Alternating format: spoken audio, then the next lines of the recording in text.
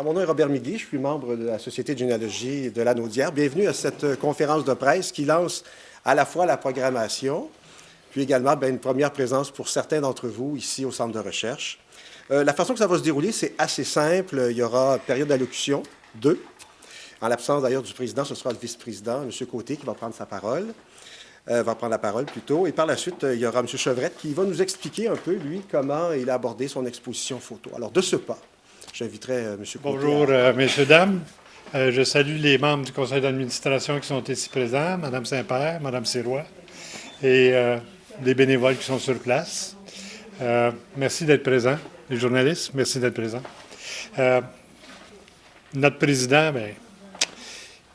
il y a eu la COVID la semaine passée. Ça fait qu'il ne peut pas être présent aujourd'hui. C'est la raison pour laquelle il n'est pas là. Tu veux que je parle plus fort? Très bien. OK. Qu'est-ce que j'ai à dire? Bon, bonjour. Et puis, on reprend nos activités régulières après déjà 2 heures d'absence. On avait des activités, mais un petit peu mitigées. On était à une demi-journée, mais là, on est rendu à des journées complètes. Vous consulterez l'horaire en sortant pour avoir les détails des journées où est-ce qu'on est ouvert à plein temps comme il se faut, comme il se fait. On a beaucoup d'activités qui s'en viennent. Une des premières, c'est, je vais dire mon ami Jean Chevrette, mais c'est vrai, ça fait depuis combien d'années qu'on se connaît? On était haut de même? Un petit peu plus grand, là, mais ça fait longtemps. Haut de même, OK. À l'époque du cégep. À l'époque du cégep, tout à fait. Donc, ça fait des années qu'on se connaît. Je suis heureux qu'il nous ait demandé de présenter une exposition. Et cette année porte un thème très, très spécial. Je vous invite à retenir le thème. De mère en fille, la généalogie au féminin. On est habitué de faire des lignées généalogiques avec les messieurs. Patriarcale, merci. Et là, ça va être la semaine matriarcale. On va essayer de faire des activités en fonction des activités matriarcales. Fait que si vous voulez en savoir plus, vous téléphonez ici. Hein? C'est le numéro facile à retenir, 1818 6 756 1818. On laisse le message sur le répondeur. On vous rappelle le mardi et le jeudi. On vous fait un suivi. Ou vous pouvez nous écrire directement à info@généalogiedelanaudière.ca. Merci. Maintenant, on va parler de l'exposition qui va débuter la saison. C'est M. Jean Chevrette, bien connu, qui va nous donner un peu comment ça s'est présenté ici et comment ça va se dérouler au cours des prochains mois. Bonjour. C'est pas arrivé souvent que je me retrouve de ce côté-ci de la tribune. Habituellement, je suis assis avec vous autres, mes amis journalistes. Mais je vous dirais que la pandémie COVID-19 a eu certains effets pour moi. Non pas que la maladie m'ait affecté, parce que j'ai la chance de ne pas l'avoir contractée, mais au contraire, ça m'a un peu confiné à la maison. Puis pendant cette période-là, au lieu de m'ennuyer puis de tourner les pouces, j'ai décidé de faire un grand ménage dans mes archives. Ça m'a permis, parce que vous savez, je suis collectionneur depuis une quarantaine d'années. Je collectionne des choses sur la région de Lanaudière. On parle de livres, on parle de photos, de documentation. Et j'avais, à travers de grands tiroirs, des affiches de grands formats que j'avais ramassées à gauche, à droite, sur différentes thématiques. Alors, j'ai décidé de les classer, puis d'essayer de voir un peu, inventorier ce que j'avais. Une fois que ce classement-là a été fait, les activités de la société ont commencé à reprendre tout doucement. Et je me suis souvenu qu'ils avaient ici à la société, il y a quelques années, installé un système de support sur les murs qui permettait d'accrocher, de faire de l'accrochage. À l'origine, on souhaitait ici montrer des arbres généalogiques de famille, des arbres de famille. Puis le projet, finalement, n'avait pas eu un succès très retentissant. C'était les mêmes 3 ou 4 cadres qui étaient accrochés depuis plusieurs années. Alors, j'ai parlé avec une des dirigeantes de la société, Nicole Saint-Père, puis je lui ai offert en disant si on pouvait s'organiser puis faire un accrochage de cadres qui reflèterait un peu l'histoire puis la généalogie des gens de la région ici, ça pourrait être intéressant. Moi, j'ai des choses que je pourrais exposer. Puis, de fil en aiguille, Nicole, elle, de son côté, avait des cadres. qu'elle détenait dans son ancienne vie comme philatéliste, des cartes d'exposition. Alors, on a tout jumelé ça. On a ramassé les cartes de Nicole, on a fait un petit peu reniper ces cartes-là pour les rafraîchir. On est bien conscient que ce n'est pas un accrochage qualité muséale, dans le sens où on a des cartes d'une grandeur prédéterminée, puis les affiches, elles, sont de grandeur variée. Alors, c'est plutôt de protéger les documents que j'avais. Puis comme ça, cette exposition-là, c'est la première qui a été choisie. C'est une exposition à caractère politique, provincial. Puis j'ai voulu la faire coordonner avec l'élection provinciale dans laquelle on est actuellement. Alors, en pleine campagne électorale, bien, on rappelle un peu le passé de la région en montrant des affiches électorales ou des activités électorales de certaines personnes qui se sont présentées à travers la région. Alors, quand je dis la région, je parle de la région de la Naudière actuelle. On inclut donc Terrebonne, même si à l'époque, par exemple, en 1880, Terrebonne ne faisait pas partie de la région de la Naudière nécessairement, qui, elle, n'existait pas, qui n'a eu une reconnaissance régionale qu'en 1987. Alors, c'est tout récent. Mais je prends notre modèle actuel et je l'applique sur le passé pour ressortir des gens comme ça à travers le temps. Cette première exposition-là, donc, est accompagnée de ce que vous pourrez voir à l'arrière, sur les murs. Députés de Joliette, députés de toute la région, de Repentigny, de Berthier, de Montcalm, de Matawini. Alors, ces gens-là sont identifiés à différentes périodes. Pour accompagner l'exposition, bien, un petit guide a été préparé, celui-là, qui est accroché juste à côté des cadres.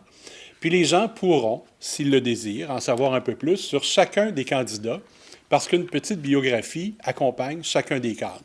Alors, on apprend par la biographie. Certaines ont été réalisées par Louis Pelletier, d'autres par moi, et la plupart, on n'a pas voulu réinventer la roue, on est allé tout simplement sur le site de la Bibliothèque de l'Assemblée nationale, ASNAT, puis on a prélevé ce qui existait sur l'individu en question, et c'est ce qui fait office de biographie. Alors, il y a 7 cadres qui sont installés au mur. Rapidement, un survol. On parle de Bernard Landry, que tout le monde connaît, qui a été finalement premier ministre du Québec éventuellement, mais qui, à l'époque de cette affiche-là, était candidat pour le Parti québécois dans Joliette. Il n'avait jamais été élu. Il s'est présenté 2 fois dans Joliette. Il n'a pas été élu, puis plus tard se présente ailleurs. Et là, on connaît la carrière que Bernard Landry aura. Mais c'est un Jacobin, un gars de Saint-Jacques, qui a œuvré ici dans notre comté.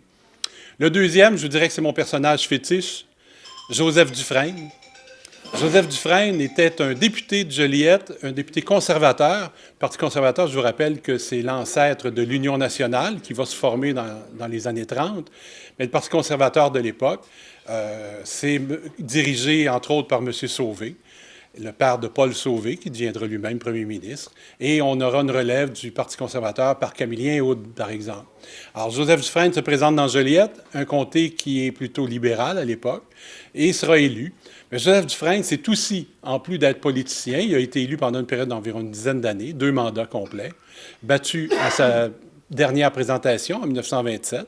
Alors, Dufresne est aussi un biscuitier, c'est-à-dire propriétaire d'une biscuiterie, qu'il a prise alors qu'elle était toute petite, une petite entreprise qui avait été créée par les Clercs de Saint-Viateur, puis il l'amène à des sommets jusqu'à devenir probablement le plus grand manufacturier de biscuits au Canada, à tout le moins à l'équivalent de ce qui était Vio, la compagnie Vio qui est encore existante aujourd'hui, puis Vio qui a fusionné, qui a en fait acheté Dufresne à une époque.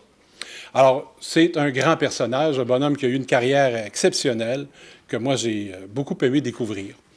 L'autre, c'est Antonio Barrette. Bien là, est-ce qu'on est forcé de donner beaucoup de détails sur M. Barrette? Bien sûr, candidat unioniste. Antonio Barrette est élu à Joliette à partir des années 30. Il va être candidat comme ça et ne sera jamais défait dans Joliette jusqu'à ce que le Parti de l'Union nationale perde les élections alors qu'il était candidat comme premier ministre. Alors, il a été notre premier ministre et c'est encore un gars qui est ici de Joliette. L'autre, l'affiche est un peu particulière, c'est celle de Georges-Émile Lapalme, qui se présente comme candidat libéral dans Joliette. Georges-Émile Lapalme, qui est un peu le père de la Révolution tranquille qui se dessinait à l'époque des années 50, qui est chef du Parti libéral à une époque, et c'est à ce titre-là qu'il se présente. La particularité que je trouve de cette affiche-là, qui est quand même extraordinaire, on n'indique pas son nom sur l'affiche, et on n'indique pas non plus qu'il est du Parti libéral. Tout ce qu'on se contente de faire, c'est d'y mettre sa photo et d'indiquer qu'il est candidat pour être premier ministre au Québec. Alors, c'est quand même spécial pour une affiche électorale. L'autre affiche représente un candidat de l'Union nationale, future Union nationale, enfin encore le Parti conservateur, dans Berthier cette fois-là, M. Mousseau, qui a été défait à l'occasion de cette élection-là. Son chef était présent, c'est Camillien Houd. Alors, un peu comme aujourd'hui, on juxtaposait des photos, celle du chef et celle du candidat local. M. Mousseau, donc, fait partie de ces candidats qui sont présentés dans Berthier pour le Parti conservateur et qui n'a pas été élu. L'autre photo fait référence au caucus conservateur des députés du Québec à l'Assemblée législative. Alors, c'est l'occasion de faire la distinction entre l'Assemblée législative et l'Assemblée nationale, parce qu'à l'époque, il y avait une chambre haute et une chambre basse. Et on a sur la photo, donc, ceux qui font partie et de la haute et de la basse, donc un peu comme le Sénat canadien aujourd'hui, qui existe encore. Mais à l'époque, c'était le caucus, donc, des députés conservateurs qui sont présents. Ce que je me suis astreint à faire, c'est d'identifier sur la photo. C'est une mosaïque. En fait, c'est une photo de groupe de tous les candidats, de tous les gens qui étaient élus. Et j'ai apposé un petit numéro qui permet, avec le guide, de référer au bon candidat et d'extraire la photo pour la montrer en agrandissement, qui fait que les gens peuvent mieux reconnaître ces gens-là. Et la dernière photo qui est présentée, c'est vraiment l'Assemblée législative de l'époque, 1909, qui nous présente l'ensemble de tous les députés, encore une fois chambre haute et chambre basse, ce qui fait que on se retrouve avec 6 ou 7 personnes qui sont des élus de cette époque-là, dans la région de la Naudière. C'est un peu le thème que j'ai voulu développer avec cette campagne électorale qui est en cours, faire un rappel du passé. De mon côté, j'ai offert à la Société Généalogie, quand il était temps de parler d'exposition, j'aurais celle-là que je pourrais vous présenter, et je leur dis, bien, il y en a d'autres qui pourraient être montées aussi. Alors, on s'est entendu pour dire qu'aux 4 mois environ, on changerait le visuel des expositions. Dans les autres thématiques qui pourront être apportées, qui pourront être exposées, on essaiera de les coller un petit peu à l'actualité quand c'est possible. On a par exemple des possibilités avec les députés fédéraux, un petit peu la même chose que j'ai fait avec le provincial, mais du côté fédéral. Encore une fois, députés de la région de la Naudière. Il y a une thématique qui sera probablement présentée à l'été prochain, qui pourrait être à caractère touristique. Et là, ce sont de grands fanions. Les fanions de feutre qui, à l'époque, étaient très à la mode, où les municipalités qui avaient une activité touristique préparaient ça. Alors, souvent, il y a un petit visuel. Par exemple, les chutes d'Orwin peuvent être identifiées avec le nom de Rawdon sur l'affiche. On en a de Saint-Donat, il y en a de Joliette. Alors, c'est un rappel du passé avec de grands formats de cette nature-là. Il y a également des mosaïques de personnalités joliétaines qui ont été fabriquées à travers le temps. Là, on en a dans les années 10, dans les années 20, dans les années 60, 80 et 2000. Alors, c'est des mosaïques qui représentent des centaines de personnes, finalement, qui sont d'ici, habituellement la classe dirigeante et commerçante de Joliette. Alors, c'est une autre thématique qui sera développée éventuellement. J'ai des mosaïques de finissants et de finissantes de grandes écoles. On parle du séminaire, on parle de la congrégation Notre-Dame, on parle de l'école Marie-Charlotte. J'ai également de grandes affiches ou de grandes photos de membres du clergé. Ça va du pape en passant par certains grands nonces de l'Église et jusqu'à nos évêques ici à Joliette, Monseigneur Forbes, Archambault, Papineau et l'autre. Il y a également une possibilité d'exposer du matériel à caractère commercial. Alors, il y a des calendriers qui sont faits par des marchands joliétains. À ce moment-là, il y aura peut-être moyen de jumeler des photos de commerce. C'est un peu ma spécialité, les photos anciennes de Joliette. Alors, trouver une photo du commerce, c'est le calendrier qui a pu être fait en 1924, par exemple, de tel ou tel commerçant à Joliette. Alors, c'est des visuels qui ont été vus déjà par le passé, mais qui sont oubliés depuis.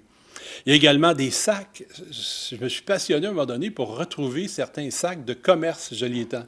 Alors, on parle du commerce, par exemple, de A.L. Green, qu'il y avait à Joliette, puis de Greenberg, des commerces qui sont complètement disparus, mais des magasins de chaussures, des magasins de toute nature. Alors, je trouve ça amusant également de pouvoir les présenter ou de monter une exposition en ce sens-là. Il y a des affiches qui vont parler de Joliette, de la région de la Naudière, ou encore du régiment de Joliette. Je me retrouve avec des cadres, de grands cadres qui présentent les officiers du régiment à différentes époques. On parle des années 30, 40, là. Alors, ces cadres-là sont également à ma possession, puis ils pourraient être exposés. Finalement, ce que j'inviterais comme message que je voudrais laisser à la population, c'est si vous avez des grands formats chez vous, souvent, ces choses-là se retrouvent roulées et les gens ne savent pas trop quoi en faire, puis c'est plus difficile à les montrer. Puis quand on sort une ou deux, bien, l'intérêt est plus mitigé, il est un peu moins important. Mais si vous avez des cadres comme ça chez vous, soit qu'ils soient encadrés ou encore qu'ils soient roulés ou pliés s'ils sont en bon état, bien, faites-le moi savoir. On pourra peut-être jumeler quelques cadres comme ça ou quelques images de différentes personnes, puis créer une nouvelle thématique et les exposer ici à la société pendant une période d'un 3 ou 4 mois aussi. Alors, c'est un prêt que les gens pourraient faire à la société où on pourra regarder ce qui est possible de faire. Alors, c'est une invitation, donc, si vous avez des grands formats, à nous faire savoir si vous êtes intéressé à les exposer, à les montrer. C'est un peu, donc, l'activité que moi j'ai proposée à la société, qui a été acceptée d'emblée. Et c'est un bel échange qu'il y a entre des membres, parce que les rédactions des textes, ce sont des membres bénévoles qui les font. L'accrochage, c'est une équipe de membres de la société qui également participe à cet accrochage-là, à l'encadrement et tout. Puis c'est une collaboration des membres du conseil d'administration, Nicole, Jacques Gauthier, entre autres, là, Marc Côté, que je remercie, d'avoir accepté de pouvoir exposer ici, dans nos locaux. Ben voilà, merci. Eh bien, comme on voit, c'est assez clair et dynamique. Merci beaucoup, M. Chevrette. Je vous rappelle donc nos heures d'ouverture, les lundis, mardis, jeudis, de 10h à 16h aux citoyens. Également le 1er et 3e vendredi du mois, toujours de 10 à 16h. Et les dimanches, les 2e et 4e du mois, de 10 à 16. Vous pouvez devenir membre aussi de la SGL, on tient à vous le dire. Et on vous remercie immédiatement d'être présents. Merci aux gens aussi du conseil d'administration et bonne exposition à tous ceux qui viendront la voir. Merci et bonne journée. Période d'entrevue avec les gens qui sont ici pour les journalistes. Merci.